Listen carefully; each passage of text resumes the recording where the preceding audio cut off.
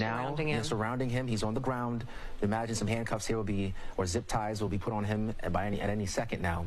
But as we approach the 4 o'clock hour at 3:58, a chase that began close to 1 o'clock here this afternoon has now come to an end as members of the SWAT team have moved in and have extracted the driver of the semi that has led police on a chase. And according to Sheriff Ed Gonzalez, it was moving at a slow rate of speed, but nevertheless, they had to make an assessment of what was taking place here because this, an 18-wheeler, obviously is a very dangerous piece of machinery on the highway. And I-10, if you live in Houston, if you're familiar with that area, it's a very, very high traffic area. So they made the assessment to throw down the spike strips, stop this cab from moving, and we are now at 4 o'clock pretty much. And 3 hours later, this has now come to an end. And again, more so, I should say also being, covering stories like these, this could have ended in a very different way. Very different way. They really kind of tiptoed their way up to this point, using a robot, using that tactical piece of equipment there on the left side of your screen,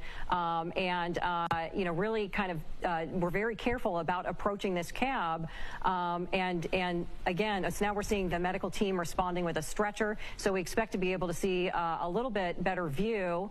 There's a suspect, and he's walking. I'm stunned. Face bloodied. Yeah. But walking. And again, when the Sheriff Ed Gonzalez made some statements in regards to his condition, they said he was driving erratically. Yes, and that was, have an 18-wheeler on.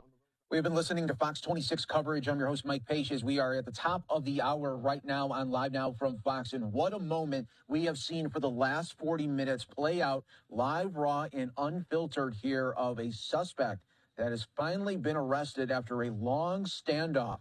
And what happened, this is going to be talked about for quite some time as we saw different police tactics to get this suspect out. He was not budging, and they had some very powerful